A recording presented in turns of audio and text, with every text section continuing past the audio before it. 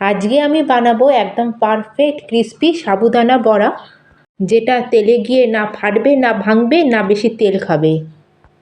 একদম দারুণ পারফেক্ট আমরা সাবুদানা বড়া তৈরি করব একদম ট্রিক্স অ্যান্ড টিপসের সাথে। আর আজকের এই বড়াগুলো কতটা ক্রিস্পি তৈরি হয়েছে আপনারা আওয়াজেই বুঝতে পারবেন। দেখুন, উপর থেকে ক্রিস্পি আর ভেতর থেকে সফট, একদম পারফেক্ট ফুলা ফুলা আমাদের সাবুদানা বড়া আজকে আমরা তৈরি করে নেব। হ্যালো এভরিওয়ান, আমি অর্পিতা, ফ্লেভার উইথ অর্পিতার চ্যানেলে আপনাদের অনেক অনেক স্বাগত। তাহলে চলুন শুরু করা যাক আজকের রেসিপি। সবার প্রথমে আমরা সাবুদানাটাকে ভিজিয়ে নেব। সেজন্য এখানে আমি 1 কাপ সাবুদানা নিয়েছি, আর সাবুদানার পরিমাণটা আপনারা কম বেশি নিতে পারেন। এখন আমরা সাবুদানাটাকে 3 থেকে 4 বার জল দিয়ে ভালো করে ধুয়ে নেব, যাতে সাবুদানার মধ্যে যে স্টার্চটা থাকবে সেটা যেন বেরিয়ে যায়। খুব বেশি এটাকে আমাদের ঘষে ঘষে ধোয়ার দরকার নেই, হালকা একটু ঘষে আমরা জলটাকে 2-3 বার ফেলে পরিষ্কার করে নিয়ে চলে আসবো। আর সাবুদানাটাকে আমি ধুয়ে নিয়ে চলে এসেছি।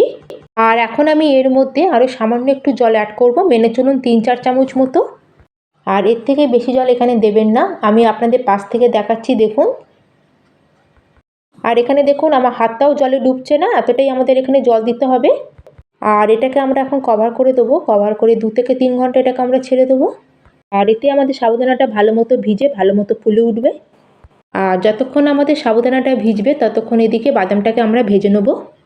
যেই কাপ মেপে এখানে আমি 1 কাপ সাবুদানা নিয়েছিলাম, সেই কাপেরই এখানে 1 কাপ আমি কাঁচা চিনেবাদাম নিয়ে নিয়েছি। আর গ্যাসের ফ্লেমটাকে এইখানে মিডিয়ামে রেখে আমরা বাদামটাকে ভেজে নেব। আর এখানে দেখুন কিছুক্ষণ পর আমার বাদামটা ভাজা হয়ে গেছে। আর এখন আমরা গ্যাসের ফ্লেমটাকে অফ করে দেবো, আর আমাদের এই বাদামটাকে পুরোপুরি এখন ঠান্ডা হওয়ার জন্য আমরা ছেড়ে দেবো। যখন বাদামটা ঠান্ডা হয়ে যাবে তখন এর খোসা ছাড়িয়ে আমরা এটা পিষে নেব।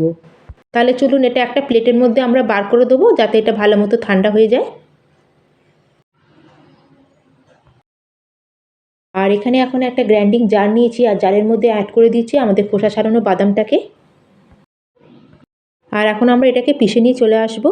আর এখানে দেখুন বাদামটাকে আমি পিষে রেডি করে নিয়েছি। তাহলে এখন এটাকে সাইডে রেখে দেবো। আর আমার প্রায় 3 ঘন্টা মতো হয়ে গেছে।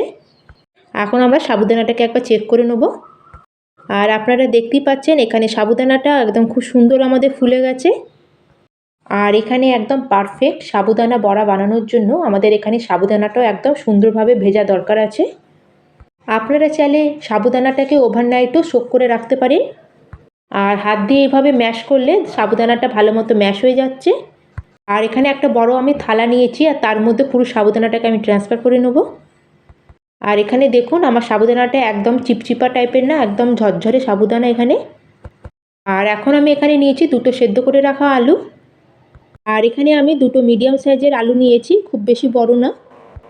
আলুর মধ্যে ময়েশ্চার থাকে, সেই জন্য যখন আমরা সাবুদানার বড়াগুলোকে তেলে গিয়ে ভাজবো তখন সাবুদানার বড়াগুলো তেলে গিয়ে ফাটতে থাকে। সেই জন্য আপনারা আলুটাকে সেদ্ধ করার সঙ্গে সঙ্গে জল থেকে বার করে নেবেন, যাতে আমাদের আলুটা জল অ্যাবজর্ব না করে। যদি আপনারা কুকারে আলুটাকে সেদ্ধ করেন, যখনই আপনাদের প্রেসারটা রিলিজ হয়ে যাবে সঙ্গে সঙ্গে তখন আপনারা আলুটাকে বাইরে বার করে নেবেন। আর আলুটাকে পুরোপুরি ঠান্ডা করে নেওয়ার পরে আপনারা আলুটাকে ব্যবহার করবেন। আর এখানে আমি আলুটাকে গ্রেট করে নিচ্ছি, আপনারা চাইলে ম্যাশারে ম্যাশও করে নিতে পারেন, কিন্তু এখানে আপনারা বেশি পরিমাণে আলু নেবেন না, তাহলে কিন্তু আমাদের বড়াগুলো বেশি ক্রিস্পি হবে না।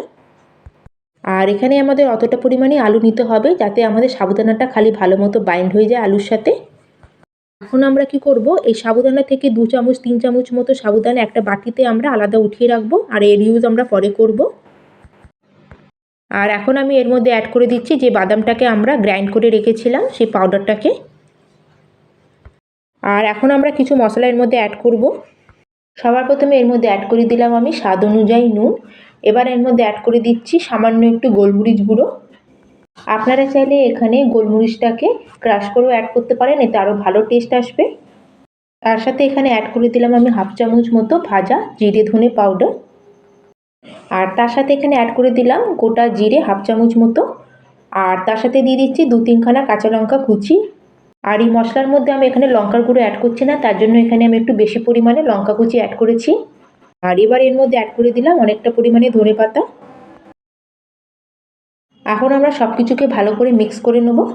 আর আপনারা চাইলে এখানে 1/2 চামচ বা 1 চামচ মতো লেবুর রসও অ্যাড করতে পারেন, খুব সুন্দর একটা চটপটা টেস্টও আসবে এতে। আর এটাকে সব কিছু ভালো করে মিক্স করে আমাদের একটা এখানে ডোয়ের মতো রেডি করতে হবে। আর এটাকে একটু ভালো করে প্রেসার দিয়ে আপনারা মিক্স করে নেবেন।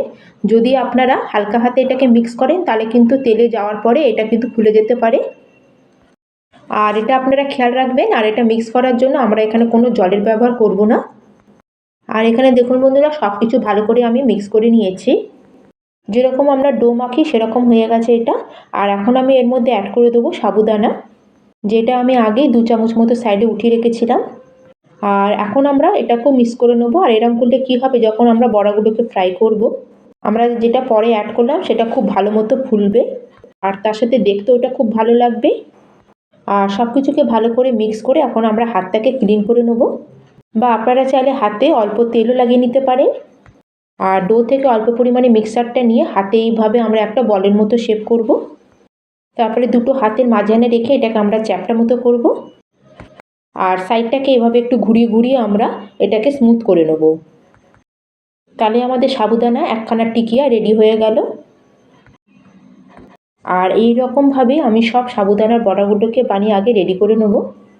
আর বন্ধুরা, আমরা যখন তেলে এটাকে ফ্রাই করি তখন সাবুদানাগুলো তেলের মধ্যে ভালো মতো ফোলে, সেজন্য এখানে আপনারা খুব বড় বড় সাইজের বড়াগুলো বানাবেন না।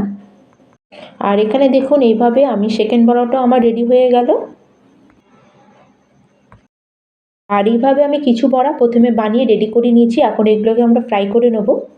আর যেটুকুনি মিক্সার বেঁচে আছে তার থেকে আমরা পরে বানিয়ে নেব, মানে আমরা ফ্রাই করতে থাকবো আর বানাতে থাকবো। আর যদি আপনারা ঠান্ডা তেলের মধ্যে, তেলটা যদি ভালো মতো গরম না হয় তখন যদি আপনারা এগুলো ফ্রাই করেন তাহলে এগুলো তেলের মধ্যে খুলে যাওয়ার ভয় থাকবে। আর এখন আমি গ্যাসের ফ্লেমটাকে একদম হাইতে রেখেছি।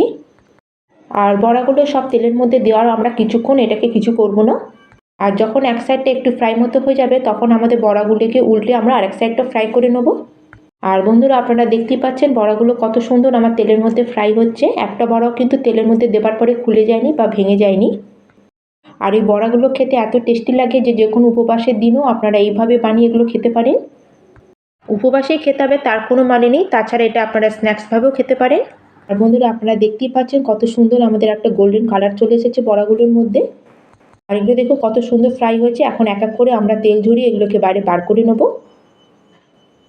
আর এই দেখুন বন্ধুরা, কত সুন্দর লাগছে সাবুদানাগুলো দেখতে, সেজন্য কিছুটা পরিমাণে সাবুদানা উঠিয়ে রাখবেন, এতে এগুলো লুক ওয়াইজ দেখতে খুবই সুন্দর লাগবে। আর এই দেখুন বন্ধুরা, একদম গরমাগরম সাবুদানার বড়াগুলো আমাদের রেডি হয়ে গেছে। তাহলে বন্ধুরা, আজকের এই সুপার টেস্টি ক্রিস্পি বড়ার রেসিপি আপনাদের কেমন লাগলো অবশ্যই আমাকে কমেন্ট করে জানাবেন। আর ভালো লাগলে ভিডিওটাকে লাইক শেয়ার করার সাথে সাথে চ্যানেলটিকে সাবস্ক্রাইবও করে দেবেন, যাতে আমার ভিডিও নোটিফিকেশান সবার প্রথমে আপনার কাছে পৌঁছে যায়। তাহলে আজকের মতো আমি এখানেই শেষ করলাম। আবার চলে আসবো অন্য একটি নতুন রেসিপি নিয়ে। ধন্যবাদ।